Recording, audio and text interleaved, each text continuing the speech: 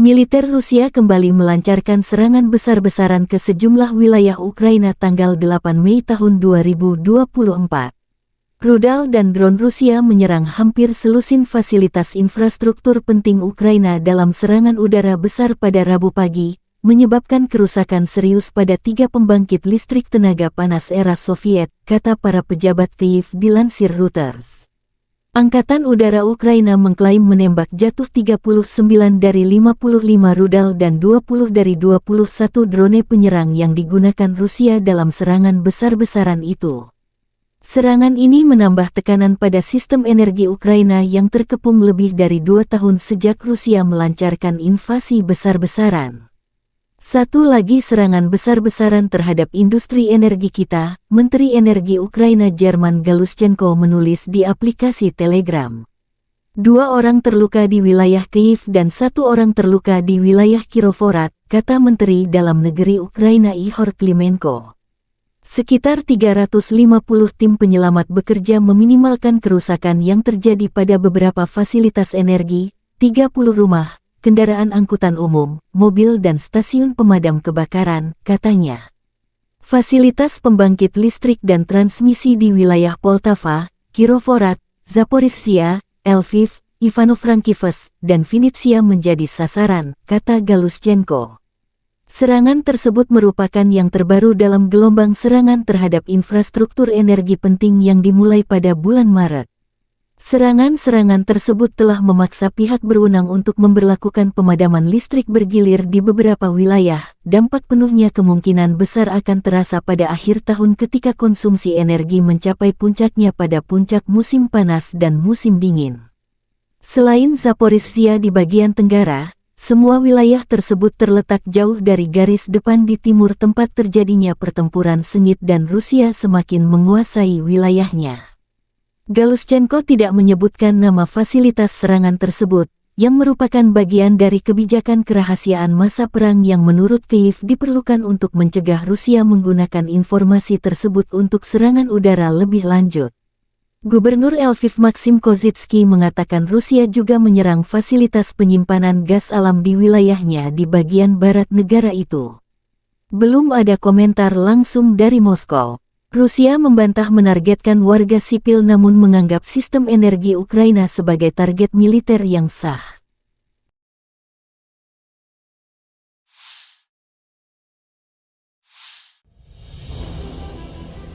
Drone pengintai pasukan Rusia menemukan 2 unit kendaraan disusul 2 unit mobil lagi di dalam hutan tanaman, setelah itu 2 mobil lagi melaju ke sana.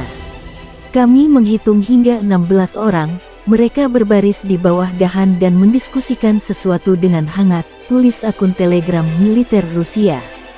Angkatan bersenjata Rusia menyerang sebuah lokasi tempat pertemuan perwira angkatan bersenjata Ukraina dan konsentrasi infanteri serta peralatan musuh. Serangan menggunakan pesawat dan artileri jarak jauh. Sasarannya di wilayah Liptsi di wilayah Kharkov, tanggal 7 Mei tahun 2024.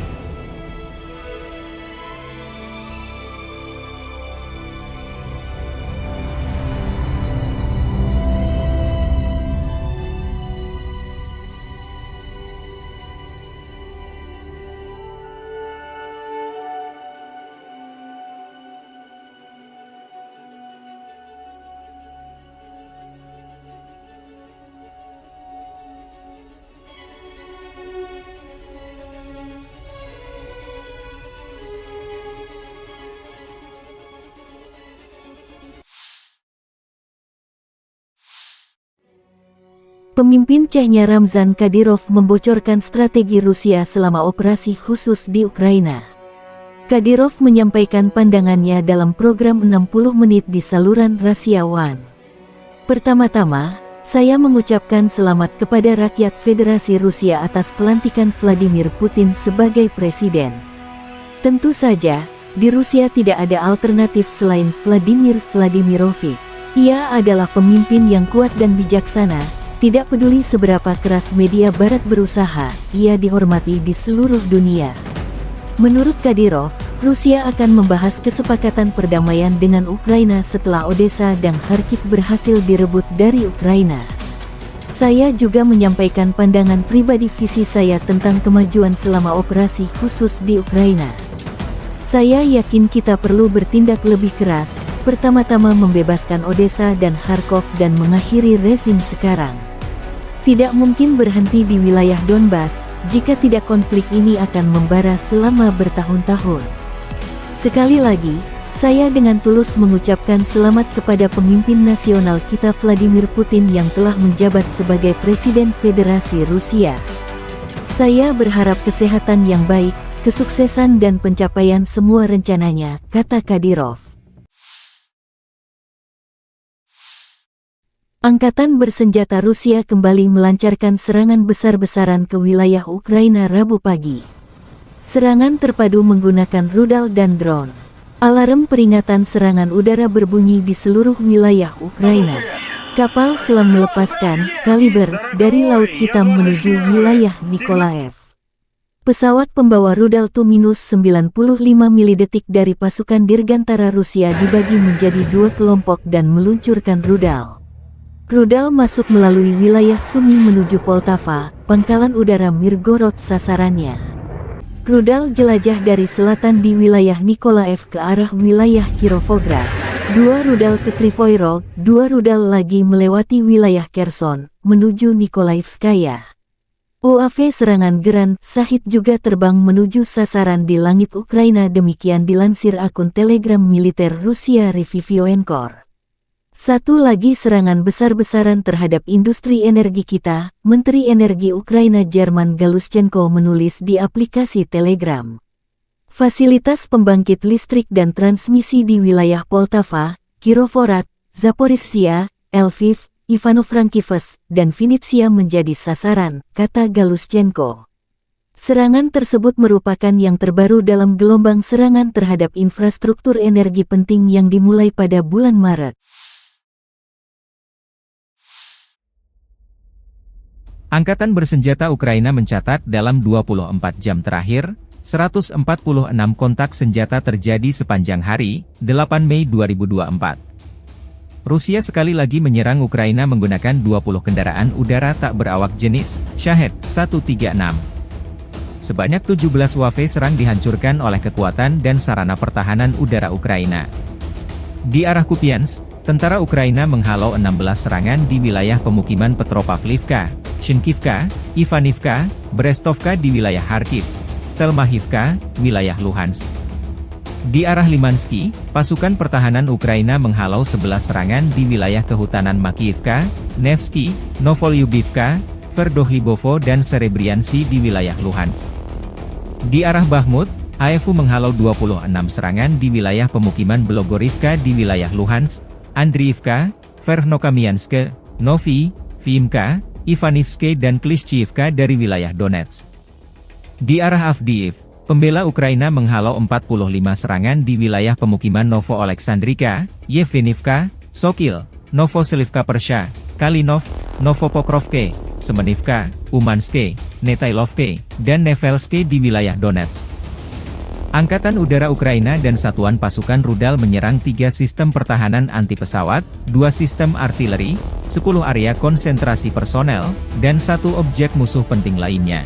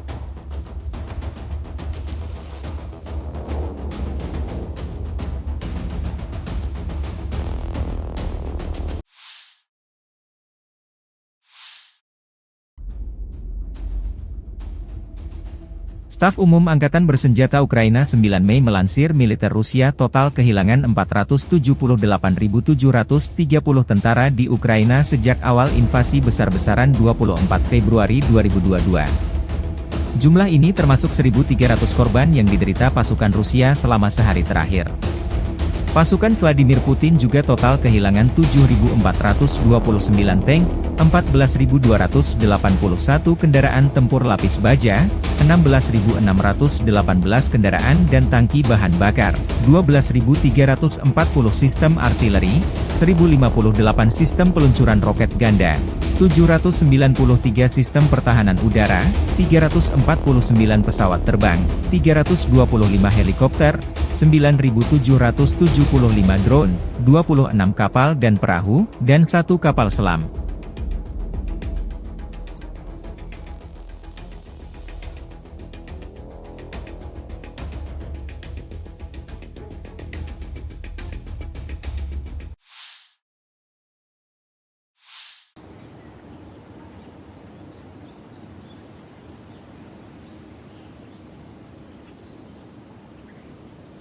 Дорогі українці, українки, шановні наші воїни, шановні представники дипломатичного корпусу держав-партнерів. Цієї ночі Україна вистояла проти чергового удару Росії. Це був свідомий, прорахований і підлий удар. Майже 60 ракет і понад 20 шахедів проти цивільних об'єктів, які забезпечують життя. Жодної навіть віддалено військової цілі. Саме життя було мішенню цієї ночі. Так само, як і протягом сотень інших подібних ночей і днів цієї війни. Для усіх в світі, хто дійсно бачить реальність і має сміливість не заплющувати очі, очевидно, що Російська держава воює не лише проти нашої української незалежності, не лише проти нашої держави, а проти взагалі усього, що дає життя державі і народу. І ми чуємо, як вони в Москві погрожують точно таким же винищенням, яке несуть Україні. Точно такими же руїнами також і іншим народам світу. Саме це і є сучасний нацизм. Він вкоренився в Кремлі, він хоче правити і правити довічно. Він відпорядкував Росію пропагандою та мілітаризмом. Він підміняє закон насильством, а правду своїми бажаннями. І це не просто щось таке, що здатне обмежитись тільки цією війною, лише знищенням життя в одній країні, як і той нацизм Гітлера. Цей нацизм Путіна хоче, щоб його кордони ніде не закінчувались. Але все ж таки є і буде межа, яку російським нацистам не перетнути. Це хоробрість усіх, хто протистоїть злу. Це рішучість кожного, хто зупиняє руїни, хто рятує людей від винищення та приниження. І це співпраця держав світу, яка допомагає життю вистояти і перемагати. Це принциповість тих, хто приходить у такі місця, до таких меморіалів, щоб вшанувати захист життя та не приходить на інаугурації зла. Як і 80 років тому, зараз від кожного у світі залежить, яким світ буде завтра. Як і 80 років тому, зараз кожен має чесно називати речі своїми іменами і протистояти терору і ненависті. Як і 80 років тому, зараз людству має залишитись пам'ять про перемогу над нацизмом, а не руїни. І це буде. І хай ніколи з людської пам'яті не зникають ті, чия сміливість, чия сила зберігають життя на землі. Хай панує співпраця і право, які забезпечують нормальне, мирне співжиття між народами. І хай буде незмінно світлою та вічною пам'ять. Пам'ять кожного і кожної, хто боровся заради життя і віддав найдорожче своє життя, аби зло на землі не панувало. Я прошу зараз вшанувати хвилиною мовчання всіх полеглих героїв.